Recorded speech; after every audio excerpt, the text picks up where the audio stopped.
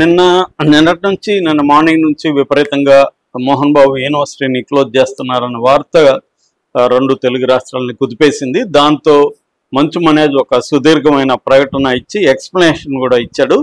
అట్లాగే ఇప్పుడు ఇంకొక వార్త వైరల్ అవుతుంది ఏంటంటే, మోహన్ బాబు ఫ్యామిలీకి జగన్ ఫ్యామిలీకి మధ్య బంధుత్వం ఉంది. ముఖ్యంగా మంచు విష్ణు పెళ్లి చేసుకున్న వెరోనిక అమ్మాయి జగన్ ఫ్యామిలీకి దగ్గర బంధువు కాబట్టి, అలాగా గతంలో కూడా మోహన్ బాబు యూనివర్సిటీ మీద అనేక కంప్లైంట్లు వచ్చినా కూడా జగన్ ప్రభుత్వం దాన్ని సీరియస్ గా తీసుకోలేదు. జగన్ కాపాడాడని అక్కడ ఉద్యమకారులు కూడా అనేక సార్లు మీడియాతో చెప్పారు.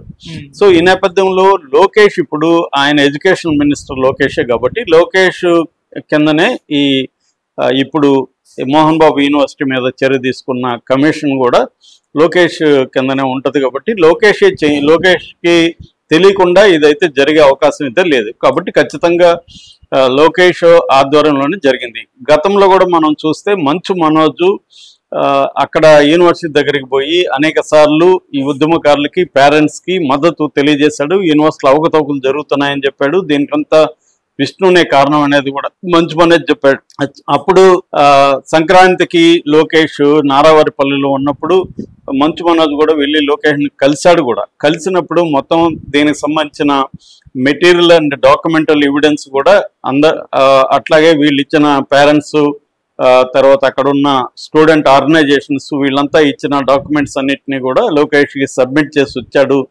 దాని ఫలితమే ఇది అనేది ఒక వార్త వస్తుంది. మామూలుగా మనం చూస్తే తిరుపతికి 20 కిలోమీటర్ల దూరంలో Madanapalle Tirupati national highway 71 national హైవేలో అక్కడ సాయినాథ నగర్ అంటారు, రంగంపేట, అక్కడ 100 ఎకరాల్లో ఈ మోహన్ బాబు యూనివర్సిటీ ఉంది. ఇది మామూలుగా SVET శ్రీ విద్యా ఎడ్యుకేషనల్ ట్రస్ట్ పేరుతో 1992లో స్థాపించారు. ముందుగా స్కూల్స్ అవి ఉన్నాయి, దాని తర్వాత ఇంజనీరింగ్ కాలేజీ, నర్సింగ్ కాలేజీ, తర్వాత commerce, arts, media studies, medical, ఇది ఇట్లా అన్ని రకాల 9 రకాల ఇన్స్టిట్యూట్స్ అక్కడ ఉన్నాయన్నమాట.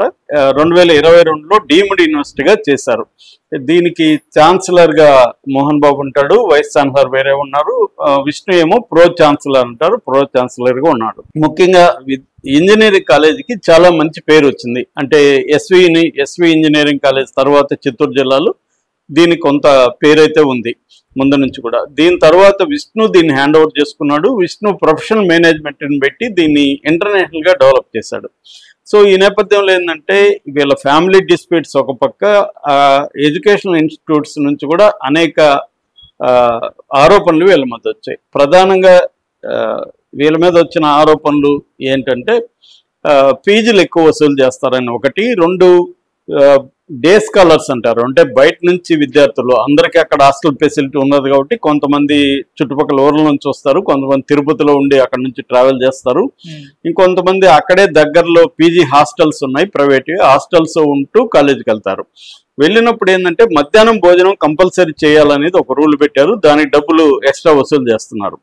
అట్లాగే ఎవరి ట్రావెల్లో వాళ్ళు ట్రాన్స్పోర్ట్ వాళ్ళు తీసుకొని వెళ్తారు, ఆర్టీసీ బస్సులు ఉంటుంది, హైవే కాబట్టి బస్ ఫెసిలిటీస్ బాగానే ఉంటాయి.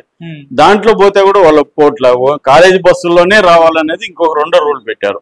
కాబట్టి కాలేజీ బస్సుల్లోనే రావాలంటే వాళ్ళు బస్సులు ఛార్జీలు ఎక్కువ వసూలు చేస్తున్నారు బయట కంటే. That is number 2. అంటే ఇవన్నీ కూడా ఆరోపణలు చెప్తున్నా నేను. అక్కడ SFI, ASF, NSU ఈ 3 రకాల స్టూడెంట్ ఆర్గనైజేషన్స్ పనిచేస్తున్నాయి. వాళ్ళు అనేక సార్లు టీవీలతో మాట్లాడారు. అట్లాగే పేరెంట్స్ అసోసియేషన్ కూడా దాంట్లో మాట్లాడారు. వాళ్ళు చెప్పిన ఆరోపణలు నేను చెప్తున్నాను.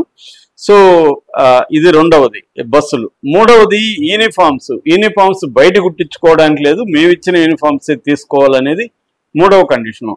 ఇలాగా అనేక కండిషన్లు పెట్టి వీళ్ళ దగ్గర దాదాపు 50,000 వరకు పర్ హెడ్ వసూలు చేస్తున్నారు అనేది ఆ స్టూడెంట్ ఆర్గనైజేషన్ చెప్తున్నాయి. ఇప్పుడు జరిగింది ఏంటంటే, APHERMC అంటారు, Andhra Pradesh higher education regulation and monitoring commission. ఈ రెగ్యులేషన్ అండ్ మానిటరింగ్ కమిషన్, దీన్ని సింపుల్ గా ఉన్నత విద్యా కమిషన్ అని తెలుగులో అంటున్నారు. ఈ ఉన్నత విద్యా కమిషన్ కి కంప్లైంట్లు వెళ్ళినాయి, ఇట్లా ఫీజులు వసూలు చేస్తున్నారు ఎక్కువగాని. ఫీజులు అంటే ఇప్పుడు రాజశేఖర రెడ్డి ఉన్నప్పుడు ఫీజు రీయింబర్స్మెంట్ అనే స్కీమ్ పెట్టారు. ముఖ్యంగా బీసీలకి, ఎస్సీలకి ఫీజులు లేకుండా ఒకవేళ ఫీజులు కట్టినా రీయింబర్స్మెంట్ చేస్తారు, అంటే గవర్నమెంటే కాలేజెస్కి డబ్బులు ఇస్తుంది. అది కంటిన్యూగా వస్తూ ఉంది. అన్ని ప్రభుత్వాలు కూడా దాన్ని అమలు చేస్తున్నాయి. కాబట్టి ఆ విద్యార్థుల దగ్గర ఆ కాలేజీ యాజమాన్యం ఫీజులు వసూలు చేయకూడదు అనేది రూలు. గవర్నమెంటే ఇస్తుంది కాబట్టి వీళ్ళ దగ్గర వసూలు చేయదు. కానీ ఇప్పుడు ఏమవుతుందంటే గవర్నమెంట్స్ ఫీజు సకాలంలో ఇవ్వట్లేదు వీళ్ళకి. అందువల్ల వీళ్ళకి బకాయిలు పడిపోతున్నాయి ప్రైవేట్ కాలేజీలు. దాంతో కొన్ని కాలేజీలు ఏం చేస్తున్నారంటే విద్యార్థుల దగ్గర కలెక్ట్ చేసి గవర్నమెంట్ ఇచ్చినాక మీకు ఇస్తామని చెప్తున్నారు. ఎందుకంటే వాళ్ళకి ఆపరేషనల్ కాస్ట్ ఇవన్నీ పెరిగిపోతున్నాయి కాబట్టి మాకు రన్నింగ్ ప్రాబ్లం అవుతుంది, ప్రభుత్వాలు ఇవ్వట్లేదు, ఆలస్యం చేస్తున్నాయి అనేది ఒక సాగు చెప్తున్నారు. ఇక్కడ కూడా మోహన్ బాబు యూనివర్సిటీలో కూడా ఇప్పుడు ఆరోపణ ఏంటంటే 26,27,00,000 ఇలాగా విద్యార్థుల నుంచి 3 ఏళ్లలో కలెక్ట్ చేశారని చెప్తున్నారు.